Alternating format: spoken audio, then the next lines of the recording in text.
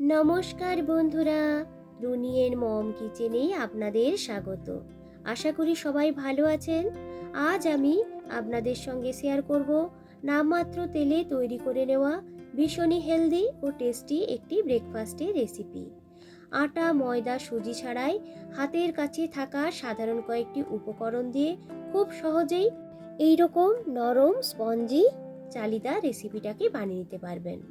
খেতে ভীষণই ভালো হয়। আর এর সাথে খাওয়ার জন্য একটি চাটনি রেসিপিও শেয়ার করেছি আজকের এই ভিডিওতে। আশা করব আজকের এই রেসিপি আপনাদের ভালো লাগবে। যদি আজকের এই ভিডিওটা আপনাদের ভালো লাগে তবে লাইক দিয়ে দেখে নেওয়ার অনুরোধ রইল। এখানে আমি নিয়েছি 2 কাপ আতপ চাল আর 1-4 চামচ মেথি। এইরকম একটা কাপ মাপ করে আমি চালটাকে নিয়েছি। ভালো করে ধুয়ে নিয়ে চালটাকে ভিজিয়ে রেখে দিয়েছিলাম সারা রাত্রি। হাতে সময় কম থাকলে গরম জলে 1-1.5 ঘন্টার মতো চালটাকে ভিজিয়ে নেবেন। তো দেখুন চালটা কিন্তু খুব সুন্দরভাবে ফুলে উঠেছে। আতপ চালের পরিবর্তে আপনারা কিন্তু যে কোনো ধরনের চাল দিয়ে রেসিপিটাকে বানিয়ে নিতে পারেন। এরপরে চালটাকে বেটে নেওয়ার জন্য জল ঝরিয়ে নেওয়া চালগুলোকে নিয়ে নিলাম একটা মিক্সি জারের মধ্যে। যেহেতু চালের পরিমাণটা একটু বেশি, তাই দুটো বাড়িতে চালটাকে বেটে নেব। একটু জল অ্যাড করে একটা স্মুথ ব্যাটার তৈরি করে নিতে হবে। তবে ব্যাটারটাকে কিন্তু খুব বেশি পাতলা করা যাবে না, আবার খুব বেশি ঘন করেও তৈরি করা যাবে না। একটা মিডিয়াম ঘনত্বের ব্যাটার এখানে তৈরি করে নেব। এরপরে মিক্সি জারের মধ্যে নিয়ে নিলাম 1 কাপ ভিজিয়ে রাখা চিড়ে। চিড়েটাকে জল পাল্টে পাল্টে বেশ কয়েকবার ধুয়ে নিয়ে কিছুক্ষণ ভিজে রেখে দিয়েছিলাম। এর সাথে দিয়ে দেব হাফ বাটি গ্রেট করে নেওয়া ফ্রেশ নারকেল। আমি এখানে গ্রেট করে নিয়েছি, আপনারা কুড়িয়েও নিতে পারেন। একটু জল অ্যাড করে এইভাবে একটা স্মুথ পেস্ট তৈরি করে নিয়েছি। এরপরে চিড়ের পেস্টটাকে চালের পেস্টের সাথে খুব ভালো করে মিশিয়ে নিতে হবে, যাতে দুটো পেস্ট খুব ভালোভাবে মিশে যায়। তার সাথে সাথে ব্যাটারটাও কিন্তু খুব সুন্দরভাবে তৈরি হয়ে যাবে। খুব বেশি ঘন বলে ব্যাটারটা মনে হয়েছিল, তাই মিক্সির জার ধুয়ে কিছুটা জল অ্যাড করে ভালো করে মিশিয়ে নিয়েছি। ঢেকে রেস্ট করার জন্য রেখে দেব মিনিট 10 মতো। এই সময় চাটনিটাকে তৈরি করে নেব। আজকে আমি টমেটো ও বাদাম দিয়ে একটা চাটনি আপনাদেরকে বানিয়ে দেখাবো। প্যানের মধ্যে নিয়ে নিলাম 2 টেবিল চামচ রিফাইন অয়েল। তেলটা একটু গরম হয়ে এলে এখানে দিয়ে দেব হাফ টেবিল চামচ গোটা জিরে। কয়েক সেকেন্ডের মতো জিরেটাকে ভেজে নেওয়ার পর এর মধ্যে দিয়ে দিলাম একটা শুকনো লঙ্কা, 3 থেকে 4 কোয়া রসুন আর 3 থেকে 4 টুকরো মতো আদা। সাথে দিয়ে দেব একটা ছোট সাইজের পেঁয়াজ। ভালো করে সমস্ত কিছুকে একটু ভেজে নেব।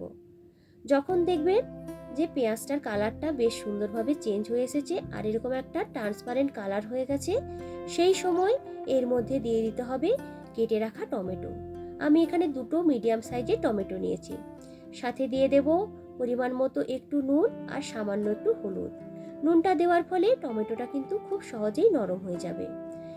এরপরে ঢেকে লো ফ্লেমে কিছুক্ষণের জন্য রেখে দেব। ঢাকনাটি খুলে নিয়ে আবারও কিছুটা সময় এইভাবে নাড়াচাড়া করে একটু ভেজে নেব। তো দেখুন টমেটোটা কিন্তু খুব সুন্দরভাবে নরম হয়ে এসেছে। এর মধ্যে দিয়ে দিলাম কিছুটা পরিমাণ ধনেপাতা আর ড্রাই রোস্ট করে নেওয়া বাদাম।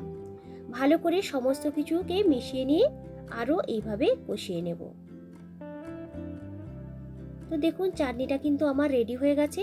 পুরোপুরি ঠান্ডা করে নেওয়ার পর একটা স্মুথ পেস্ট তৈরি করে নেব।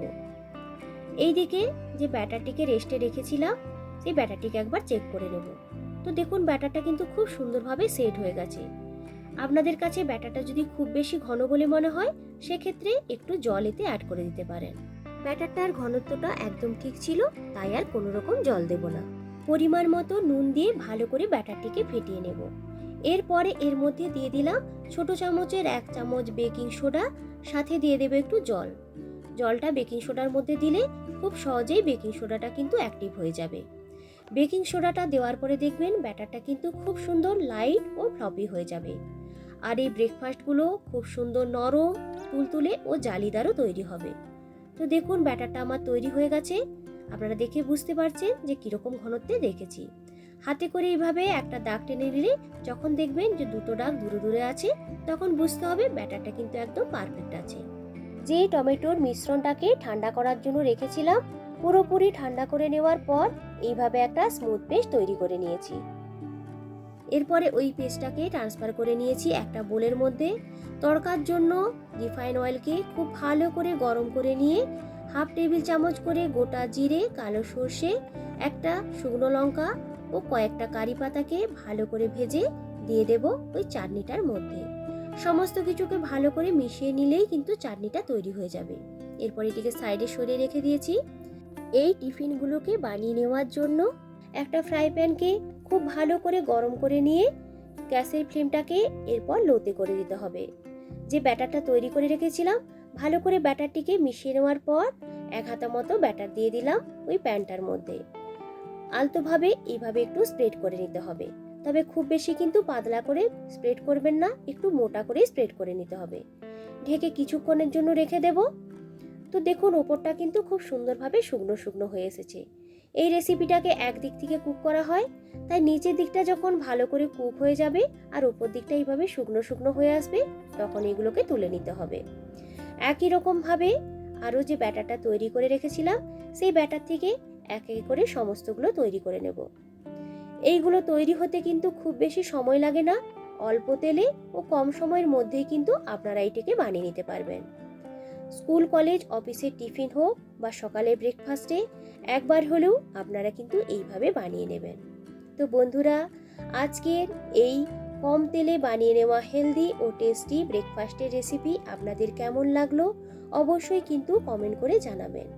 রেসিপিটা ভালো লাগলে একটা লাইক ও শেয়ার করার অনুরোধ রইল। আমার চ্যানেলে নতুন বন্ধু হয়ে থাকলে চ্যানেলটিকে সাবস্ক্রাইব করে আমার সাথে থাকার অনুরোধ রইল। আমিও কিন্তু তাদের কাছে পৌঁছে যাব ঠিক 24 ঘন্টা পর।